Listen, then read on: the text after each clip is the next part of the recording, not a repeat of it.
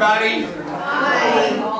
Hi. Merry Christmas, Happy New Year. I don't know my Garland geography well enough. How close was the tornado to right here? 2.7 miles. How far away? 2.7 according to my GPS. About Okay. 2 miles, Randy. Couple of miles? Yeah. Couple miles. Okay. By the way, if any of you are new, my name is Randy Mayeux. We talk about whatever is in the news. I think I want to remind you of something that explains what happens when a tornado hits. Now, I don't mean tornado, I mean something different. And first of all, I'm glad it didn't hit here. But I'm very sad where it did hit.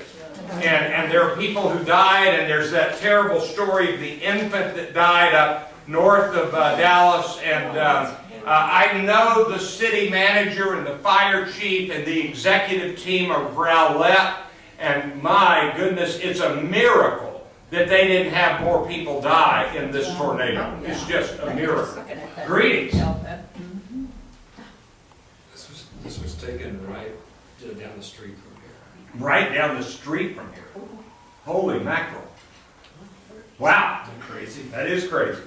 So he's got a picture of the tornado right here. And it's big enough to scare anybody. Let me just tell you. You know, I said to my wife that you know, modern day structures can withstand a lot. But if a tornado hits it directly and it's that big, it's finished. It's finished. I knew a college student at the University of Oklahoma who was getting her degree in meteorology. Probably a couple of miles away, right? Yeah. And Oklahoma is Tornado Alley. And they have a building at the University of Oklahoma that is built to study tornadoes. And I don't remember this designation precisely, but one of these tornadoes, maybe the one in Garland, was a Category 4 tornado.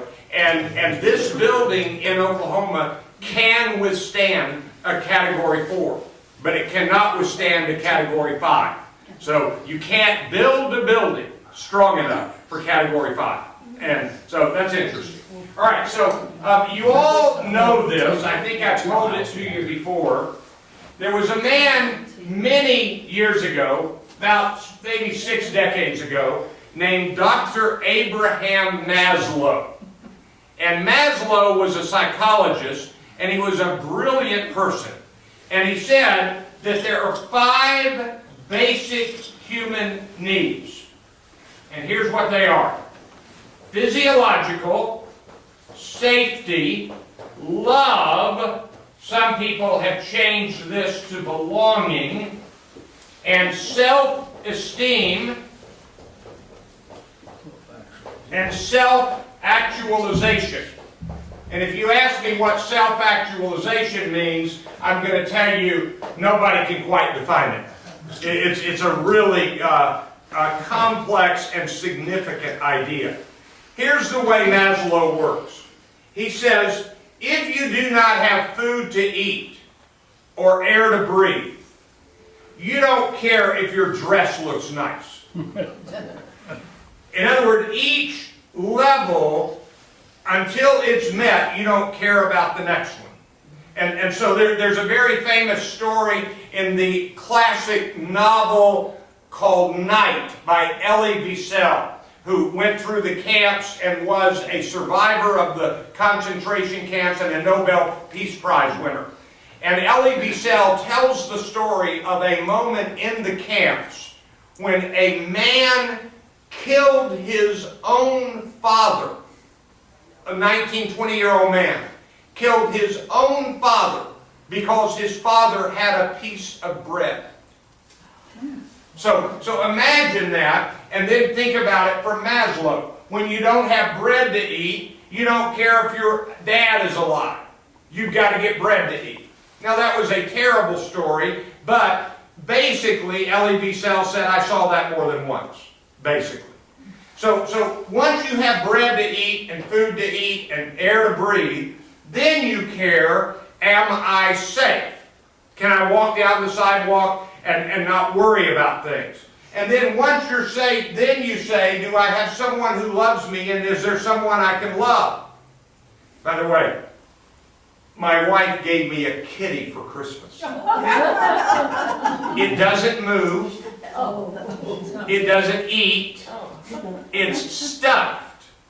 But we have already named it, and we're putting it all around the house with us. It's just kind of funny. We've had 2 dogs and 1 cat in our lifetime, and we've decided that we just don't want one right now, but I'm sort of wishing I had one. So she gave me a stuffed kitty. That's kind of funny. So anyway, once you have someone to love and someone to love you, then you care about the level of esteem you have about yourself, your self-esteem. And then, when you have self-actualization, what he says is, you don't care about this until this is taken care of.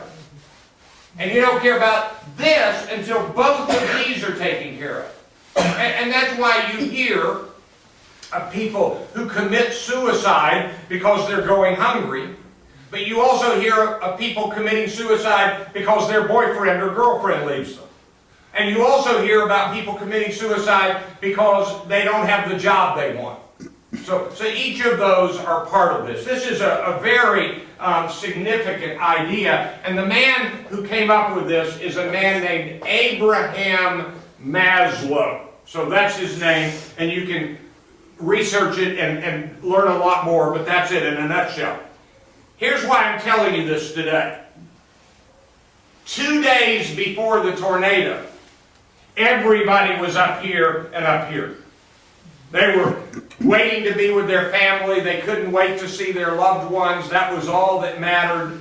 And then, in one fell swoop, and that's probably the appropriate term for a tornado swooping down, in one fell swoop, all of a sudden, the only thing they cared about was, are they safe?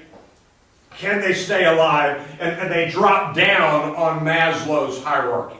So, right now, we're all relieved that it missed us. But for the next few weeks, the people whose houses were utterly destroyed, they're waking up every day with problems that are lingering from these tornadoes. So that's my comment about the tornado. Then I've got one more. I know you all know this. At my house, we have now hit past the 70-inch rain mark for 2015. 70 inches of rain at my house in Richardson, Texas. Dallas, the official measurement for Dallas, is now over 60 inches, maybe over 61 or 61 and a half now. And this is the first year in the record of Dallas record keeping that there has been 60 plus inches of rain in this city. It's just breathtaking. And if you saw, and I know you did, there was constant coverage Saturday night and into Sunday morning about the tornadoes. And they talked about the 5 most terrible tornadoes until this one in the Dallas area. And here's what they had in common. They were all in April and May. And this one was in December. Now that is a very unusual weather pattern to have the kind of weather converge, the heat and then the coming cold and then the hail and the tornadoes. And this was a part of a changing weather pattern. If you ask me, Randy, is this because of global warming? You can't ever point to an event and say this is global warming. But all of the experts are saying the climate is changing in a multitude of ways all over the place. And December, do any of you remember that there's a member of Congress from Oklahoma named James Inhofe, who in Congress in February, last February, 2015 February, walked in with a snowball and threw it on the floor and said, "Where's the global warming?" Meaning, look, we've got snow.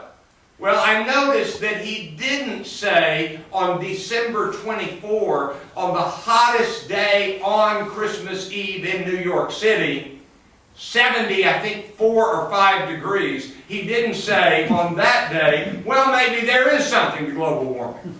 Now, the reality is, snow in February and a hot day in December doesn't mean anything. What is instructive is the changing patterns that are going on. That's what's interesting. That's what's interesting. So, that's my comment about the tornado. Anybody got anything else to say about the tornado? Anybody? Yes. Survivor's guilt, Yeah. fundraising, and the roofers from Oklahoma and Arkansas. The scams that are gonna go on. They really are. They're already started. Yeah, I shouldn't say you know, Arkansas. it is beyond disgusting that Yeah. people find, you know, you've got looters, that's just thieves. And then you've got scams, and they're just thieves who aren't walking in and stealing, they're calling and stealing. It is disgusting, and you're right to bring that up. Somewhere on the triangle there, but you wonder where they are. Yeah. The rapists. Yeah, that's right. So anyway, that's my story about the tornado. Any other questions about that? All right. Now,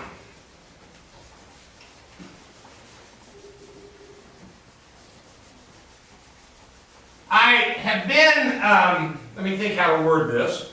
It has been pointed out that I've spent maybe too much time on the horse race on the presidential election, although it's in the news prominently today. So I'm going to give you a little thought about a history lesson and a comment from President Obama in his end-of-the-year interview with National Public Radio. It's pretty interesting. In 1962, this country was genuinely scared to death. It wasn't sort of scared. It was really scared. My stepdad broke into tears in the middle of the evening prayer at the meal. I've never, ever forgotten that. He was genuinely scared. And if you're not remembering what I'm talking about, it was the Cuban Missile Crisis. And that word is exactly right, crisis. If you don't remember the outcome of that story, we didn't have a nuclear war, but we ended up setting a blockade up where if the ships bringing the missile material into Cuba had passed our blockade, we would have fired on them, and the general belief was that would have started World War III, and that war would have been nuclear. And if you don't remember the story, our ships were at the spot. The Soviet ships came 90 seconds from the spot and stopped. And for many hours, they were stalemated. They were just there. Our ships, their ships, if they continued on, we would have shot at them and it would have been something.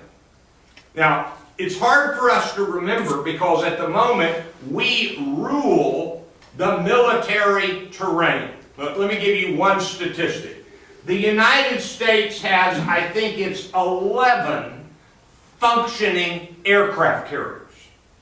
That's what you need to take planes across the world to attack quickly. I think we have 11. It could be 10. The rest of the world has 9. So we've got more than 1/2, and that's utterly misleading because the rest of the world's aircraft carriers are smaller, less able, and in fact, China's functioning aircraft carrier is basically mothballed, and they pulled it out and got it running, but barely. So, and it wasn't built in China.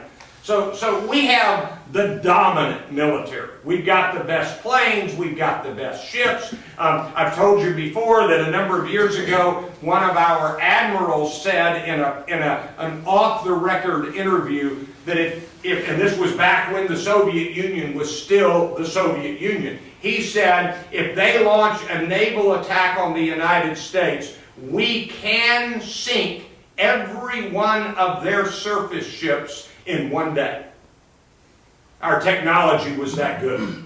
But in 1962, I gotta tell you, it was a legitimate standoff of two superpowers. And if the war had launched, could we have beaten them? Not if it went nuclear. It would be both sides destroyed completely. You all remember the phrase MAD, mutual assured destruction. If one side launches a nuclear weapon, the other side launches all of theirs, then the other side launches all of theirs, the planet is destroyed. This was dangerous, the Cuban Missile Crisis. We learned years later that the blockade isn't what really ended it. That just bought the time to end it. And if you're not aware of what actually ended it, Robert Kennedy met with the Soviet ambassador to the United States secretly. And he basically said, look, we got to get out of this or we're going to destroy each other. And so the ambassador said, if you will remove your missiles from Turkey, we will remove our missiles from Cuba. And Robert Kennedy said, we will do that. But 6 months later, and it cannot look like a quid pro quo. It has to look like something else. And the two of them in that room settled that issue. Soviets withdrew their ships. A few months later, we withdrew our missiles, and nobody for years wrote about that connection. And by the way, if you think, well, that means we really did blink, it turns out that by the time we removed our missiles from Turkey, they were already obsolete. We already could hit the targets that those missiles could have hit from other places. So, that's the Cuban Missile Crisis. Now, why am I bringing this up today? That's probably the closest we've come, that week, those days, to a genuine world war that would have destroyed the planet, ever. And so in his interview the other day, what President Obama said was, and this is really right, and we need to remember it. He said, ISIS is a serious threat, but not a catastrophic threat. He said, at the moment, we have no actual catastrophic threats. Catastrophic threats. He says, when we were facing off with the Soviet Union, if that had launched into a war, that would have been catastrophic. There was enough power in the Soviet Union to threaten to destroy our entire country. He said, ISIS can't destroy us. And they can't. All they can really do is make us afraid. And they're doing that very well. But in reality, let's think about this a minute. The ISIS attack in Paris did about the damage, let's do our math here, 10 times the damage of these tornadoes this week. Now that's bad damage, but it's not catastrophic. Just go back and remember World War II and the bombings in England and France and Europe and Leningrad. Look at the rubble of Berlin. That's catastrophic. This is bad, serious. Those are bad people. They're very bad people. They are serious, but they are not a catastrophic threat. That's what President Obama said in an interview last week. And I think that's a pretty good reminder.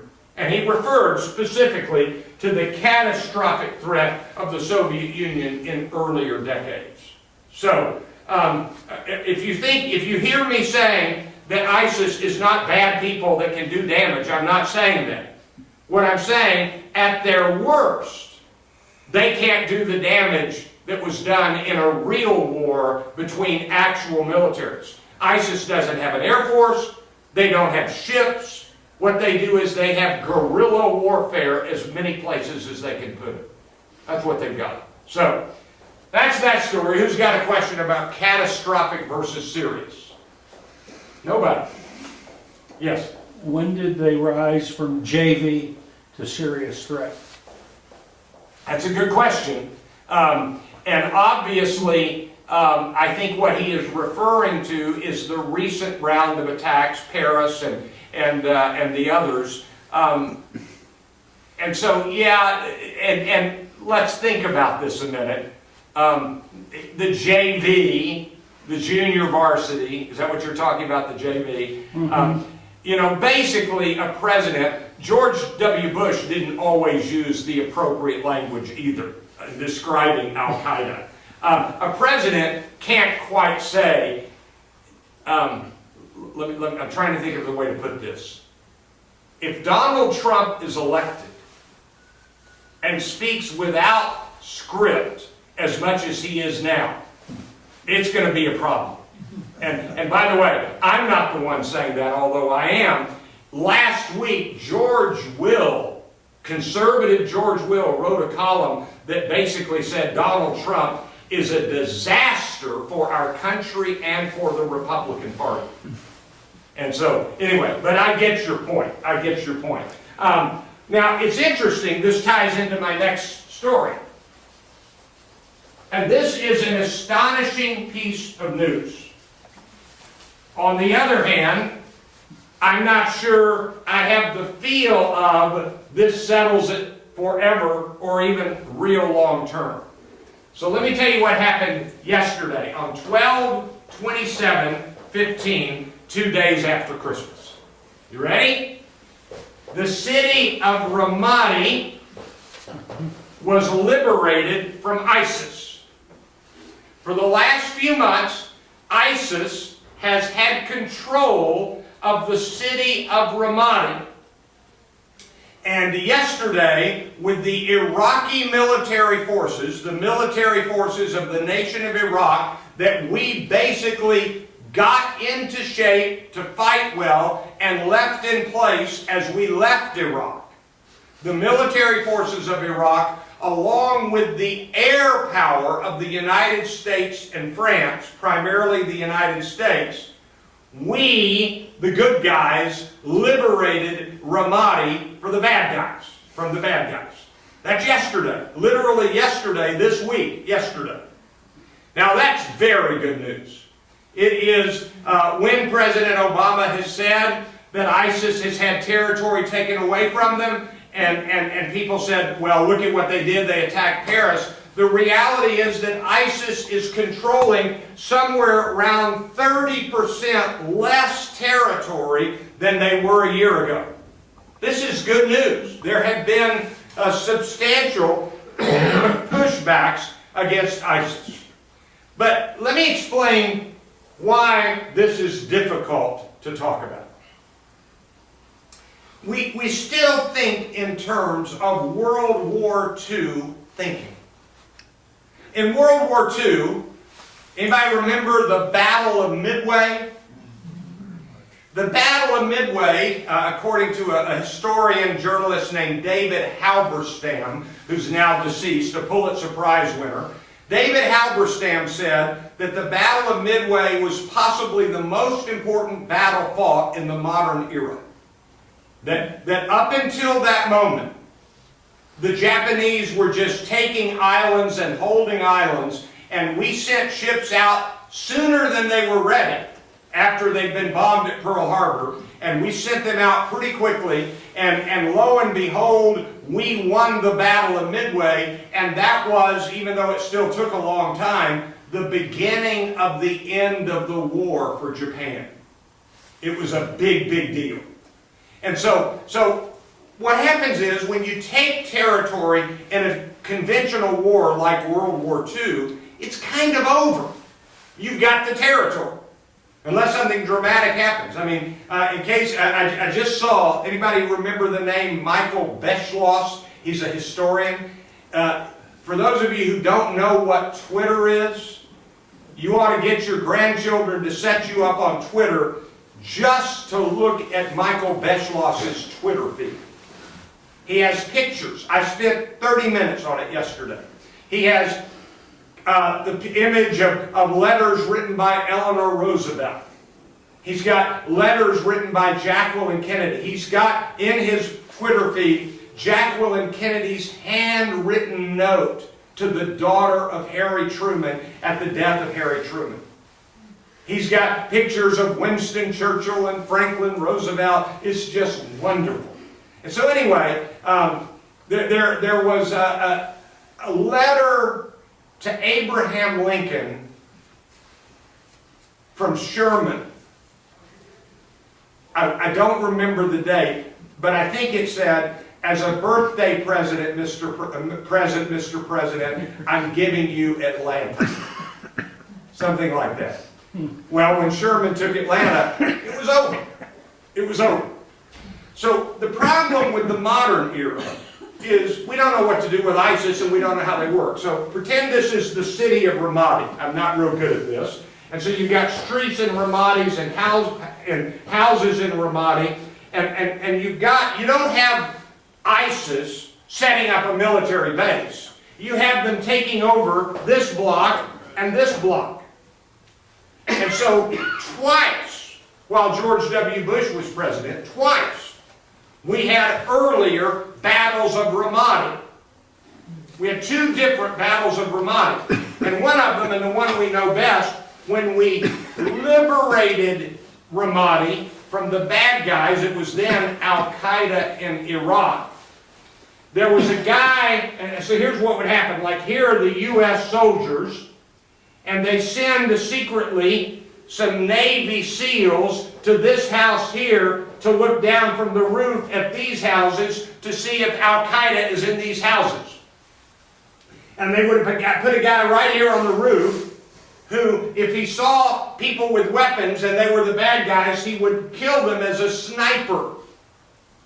And when he made sure that there were no bad guys with weapons able to shoot, then the army would come in and take over the block, and we would take a block. And then we'd have to go do the next block and the next block, and Al-Qaeda would move around. The name of this sniper right here in that Battle of Ramadi was Chris Kyle, the famous sniper. And he reported directly to a guy named Jocko Willink, who was his Navy SEAL direct report. And Jocko Willink and another Navy SEAL have written a book called Extreme Ownership, which I've just finished reading, and they tell this story. So what happened was, our military liberated Ramadi, and then, after time, we lost it again, and we liberated it again, and then, after a time, we lost it again. And so yesterday, for the third time in under 10 years, Ramadi has been liberated. Raise your hand if you think maybe it won't last this time. You see the problem? Urban warfare is different than World War II warfare. And so among the problems is that the Iraqi forces, these are people in the Iraqi army, which our Navy SEALs helped train. Some of them might turn around and join ISIS. This is the problem. So, big news, Ramadi at this moment is free again. And that's good news about the attempts in Iraq to defeat ISIS. Will it work? I don't know. Okay, who's got a question about this Battle of Ramadi? What was the historian's name again that you said was? Michael Beschloff. Betzloff, yeah. And let me see, let me get this so I can tell you how to spell it, because it's definitely, and it is absolutely the most wonderful Twitter feed. You can look at image after image that he has. His spelling is,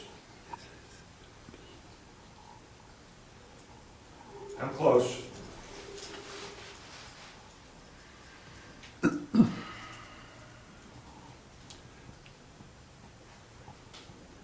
Y'all talk to each other about the weather for about 15 seconds.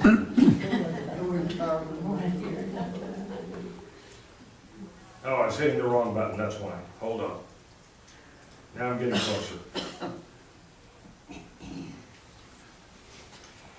It's B-E-S-C-H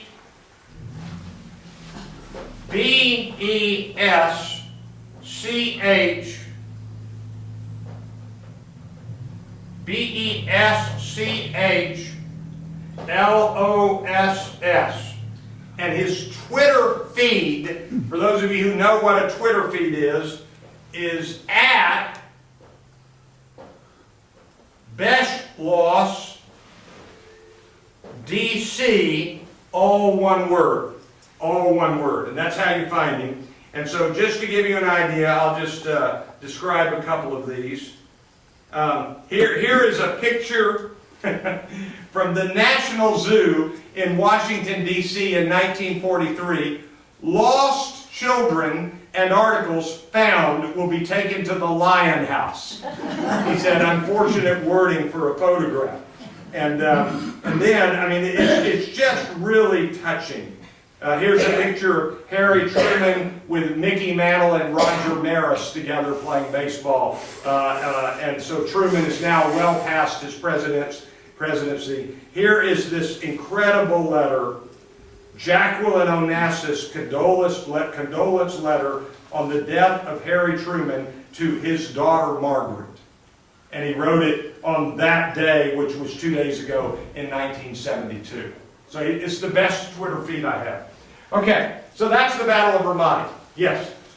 Who supplies ISIS with all of their military needs? There is no one answer. His question was, who supplies ISIS with all of their military needs? One answer is, there is a lot of military hardware throughout Iraq that was left over from all the years of war. When they grab a piece of land, they find military hardware. If you're not aware of this, this is a terrible story. You remember the first Gulf War when George H.W. Bush was president in 1991? And you remember on the news, we were worried about the, I think it was called the Iraqi Republican Guard, that were the best soldiers for Saddam Hussein. When we actually showed up with our tanks and our soldiers, they dropped their weapons and raised their hands to surrender. They did not put up a fight. I'm going to tell you something I don't want to say out loud. Iraqi men are cowards. Now, that's not my phrase. Others have written about it. So, we give arms to Iraqi soldiers. They get confronted by ISIS. They surrender. ISIS gets our weapons that we gave them. So that's one of the ways they are armed. The other thing is they're selling oil illegally, and that means there are people buying oil illegally. And they make a lot of money that way. There are a lot of different ways they're getting their weapons. Let me remind you that in Afghanistan, the Taliban has American-made rockets and weapons. Anybody know why? We gave them to them when they were fighting on the side against the Soviet Unions in the 80s. When Reagan and the United States, the old line, the enemy of our enemy is our friend. And so the Soviet Union was invading Afghanistan. We gave weapons to the people that were fighting the Soviet Union, including a young jihadi warrior named Osama bin Laden. We gave him weapons. So those are some of the answers to your question. Okay, that's enough of that. Now I'm going to tell you something that's really bad. Now, you may not have it affect you here at Brookdale at Club Hill, but if you're not aware of this, there is a way to measure the economic health of cities, states, and countries. At the moment, the United States is in a pro-growth period, but slower growth than our better years of growth in recent decades, but better than most of the rest of the world. We're growing somewhere between 2 and 3 percentage points a year in our gross domestic product. So when you have, this is my way of describing it, when you have a great big bag of money, and that's all the money generated in a quarter or a year. If the bag is bigger next year than it was the year before, you've got economic growth. If the bag shrinks a little, you've got economic contraction. And so if the total amount of money goes up, all the goods and services, and they've got all sorts of fancy formulas to figure that out, that's economic growth. If it goes down, it's economic contraction. And the definition of recession, technical definition, is 3 quarters in a row where the money goes down. Everybody got it? In the last month, the state of Texas was projected, this is what the experts said, to go down 7% in the last month. 7% down isn't sort of bad, it's really bad. The month before, we went down -4%. That's really bad. You want it to be positive. If you're going to go down, you don't want it down 4%, and you sure don't want it down 7%. So this is called contraction for the state. In the last month, the month before, it was -7%, and everybody was saying we're in trouble in Texas. Now let me pause here a minute. Anybody remember a fellow named Rick Perry? You remember how he was telling everybody that Texas's economy is so great and it's the Texas miracle? Anybody remember that phrase from Rick Perry? In fact, he was saying, elect me president and I will do for the nation what I did for Texas, the Texas miracle. And there were a lot of people who believed him, certainly when he was rerunning for governor. Well, a month ago, Texas was -4%, and all of the economic experts projected a -7% for the next month, the month we just got the figures for. The month we just got the figures for, I guess this is November, it came in at -21%. The headline on a website today called Business Insider is this headline: Texas is getting smoked. Now, you don't know, yes? Is it mostly because of oil? It's almost entirely because of oil. Oil has gone from $111 a barrel in June of 2014 to last week it actually hit $35 a barrel. And the experts on oil are now saying it will not even reach 60, won't rebound even to 60 by the end of 2016, which possibly means it won't get anywhere near 60. And so Texas, and see, here's my comment. It wasn't Rick Perry's doing that we had great years. And it's not Governor Abbott's doing that we are shrinking. It's oil. Oil, though not the only money deal in Texas, is a great big part of the money equation in Texas to this day. So this is actual news. How am I doing so far? I haven't even gotten to the I love race. your balance. I love your new balance. All right, I'm working on it. So anyway, this is the problem.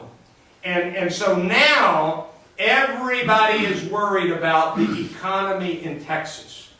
Houston is really having trouble. It's more dependent on oil than Dallas and Fort Worth.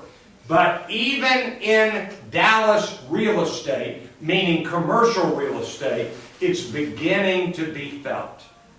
So, that's the latest, and it is oil. And if you ask me, Randy, what's the solution to the oil price? The answer is nobody has a solution they're talking about that seems to be, what's the word I'm looking for? Optimistically hopeful. Nobody does. Okay, now we're going to get to the racing, to the horse race. Okay. Now, there are all sorts of things that we ought to learn about the horse race. And what I mean by the horse race, and that's what the political experts call it, it is who is leading in the polls right now. That's the question. And so, let me give you a major headline right now that I read just before I came over here. Clinton and Trump are tied in the national polls. That was the headline. Here are the numbers. 37% for Clinton, 36% for Trump. And that's tied. That's the headline. So let me just pause and ask you, what do you and I need to ask about this number? How do we know if this is a legitimate poll? It's one poll. Who knows? Well, the first thing is we have to ask, which polling company did this poll? That's number one. Number two, or kind of a sub-point of this, what's their track record? In other words, are they reliable with their polling? Nobody doubts. A poll is simply this. We called a bunch of people this week, and this is what these people told us this week. That's all a poll is. And you're actually paying the people who pay polls to get companies that have gotten really good at figuring out who to call to get a good cross-section. That's not as easy as it used to be. So let me tell you about this poll. This is the headline today. The name of this poll is Rasmussen. It is owned by a man named Scott Rasmussen, who is known as, does not hide it, a loyal Republican.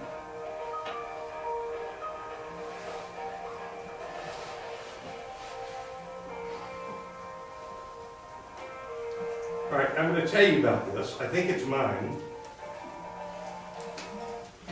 Yep, it was. That was Siri hearing me say something and trying to answer.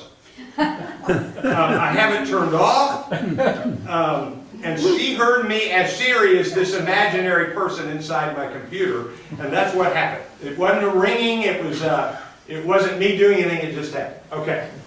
Scott Rasmussen is a loyal, known to be very conservative Republican pollster.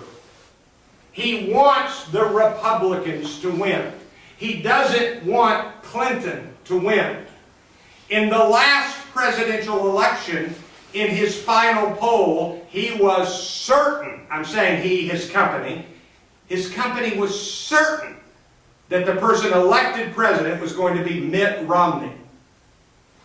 Anybody remember Karl Rove on TV that night saying Romney's winning, and even when they said he's losing, Rove said, "You got your numbers wrong, Romney is winning." Well, he didn't, I don't know if you heard this, but Romney did not win. And so Rasmussen, that poll, the first comment I want to make is you should never listen to one poll. Now, Nate Silver, the polling expert guy, says that the polls only show trends and are not reliable until about a week before the election. What's the most famous bad call in polling history? Dewey. Harry Truman famously held up the newspaper, "Dewey defeats Truman." Well, if you've never read about that poll, here are the two things that happened. Number one, it was only one poll, but it was, in that era, there weren't many. Number two, the poll was finished being taken right at 2 weeks before the election. A lot of momentum can swing in 2 weeks. That was the era before computers and before all of the calculators, and so they had to finish the poll, then they had to tabulate the poll, then they had to announce the results, and by the time the results were announced, it was already way out of tune. All right, so here's the latest on the polls. Now I'm talking about not a poll, but the average of polls. Number one, in Iowa, Ted Cruz is leading Trump by 2 points. 2 points. That's within the margin of victory, a margin of error. And the worst news for anybody thinking, oh, Cruz is winning Iowa, is that there's only one poll with him substantially ahead. He's 10 points ahead in one poll. All the others, it's within 2 to 4 points. So he is leading, but barely. In New Hampshire,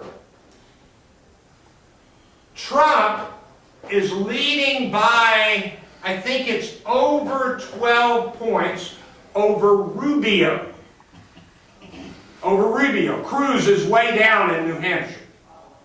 And then, in the national average, Trump is more than double Cruz, who is now in second place. Carson is plummeting downwards. But if I could graph it, here's what you would need to see. Rubio went up and now is flat. He's not going up anymore. And already it looks like Cruz is flattening out and Trump is still going up. Jeb Bush said today, he said, I'll tell you what, I would challenge Trump to a one-on-one debate. Well, I'm sure he would. Why would Trump give him that? Jeb Bush is at 3% in the polls. It's Trump, Cruz, Rubio, Carson, and everybody else well below them. There is no reason for Donald Trump to debate Jeb Bush one-on-one. No reason. Donald Trump called Hillary Clinton sexist yesterday.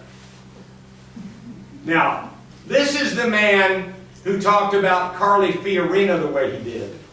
The man who talked about Megyn Kelly the way he did. The man who talked about Hillary Clinton the way he did, and he called her sexist. He has more chutzpah than anybody I've ever heard. This guy's amazing. Now, on the Democratic side, it's Hillary. It's already, I mean, everybody's just basically acknowledging she's far ahead everywhere. She's now basically tied in New Hampshire. So that's the presidential race. We will know something in about 6 weeks, something tangible. Iowa is the first week of February, and the second week is New Hampshire. So we're getting close to knowing something.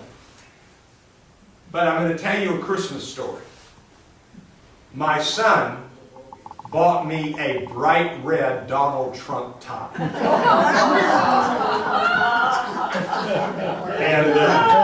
And I mean, if you look at every picture of Donald Trump, it's a dark suit, white shirt, bright red tie. My guess is my son's purchase wasn't as expensive as Trump's usual purchase. But it's a nice red tie, and I will wear it. So anyway, there's that. All right, I end with one other story that is totally off politics. There's a man named George Takei. He was on Star Trek. He's written a wonderful musical, apparently, I haven't seen it, that's on Broadway right now called Allegiance, about the Japanese internment camps. George Takei, as a boy, was taken to Arkansas to a Japanese internment camp. Just a few years ago, he came out as a gay man. And when he was asked recently, why did you keep it hidden so long? He said, let me tell you a story. He said, I was a young actor in the days of a man named Tab Hunter. And every woman in America loved Tab Hunter. And when somebody exposed him as gay, nobody would put him in any more movies. It ruined his career. I had to keep it hidden to keep my career. Now, believe it or not, I'm doing something else with that story. We kind of think we know people in the public eye. We just think we know them. And so let me give you a story in the past to remind you of this. Possibly the most respected athlete in the United States of America was a man named Lance Armstrong, who, when he was accused of taking illegal drugs, denied it, and we believed his denial. If you don't know the story, he's now finally admitted that he was lying for years. Well, over the last 2 days, news broke that Peyton Manning had been taking human growth hormone utterly against the rules of the league. He has denied it. Yes? The man who started that story has retracted. That's right. He has. However, the journalists have said we have verified the story through other ways. And by the way, the man who told Lance Armstrong Verified name, brand, that's right. I'm just telling you. I don't know who's right. I'm just telling you I'm not asking that at the moment, this is a he said, he said. But what's interesting to me is how I'm a Peyton Manning fan. I can't conceive of him doing this. But I couldn't conceive of Lance Armstrong doing this. That's because you didn't know him. Yeah, that's right. And I don't know Peyton Manning. And so the story behind this is, we won't know until we know if Peyton Manning did this. But one of the things we need to realize is that everybody, every athlete, every actor, has a public persona and a private reality. That's just sort of that news. Happy New Year. Don't get out in bad rain and hailstorms. And I'll see you next year. And I need to warn you all, I'm scheduled to be here next Monday, but we're going to have to adjust the time for that to happen. I'm speaking in a business engagement, so watch your calendar. I'm going to talk to David right now. I'll either have to come earlier, 1:30, or not come next Monday. So does 1:30 work here for this? It does not. It does not work here. Okay, we may have to just skip next week. So check the calendar, and it's my fault, but when I get a big business speaking engagement, forgive me, I have to take it. So I'll see y'all next time. Thank you.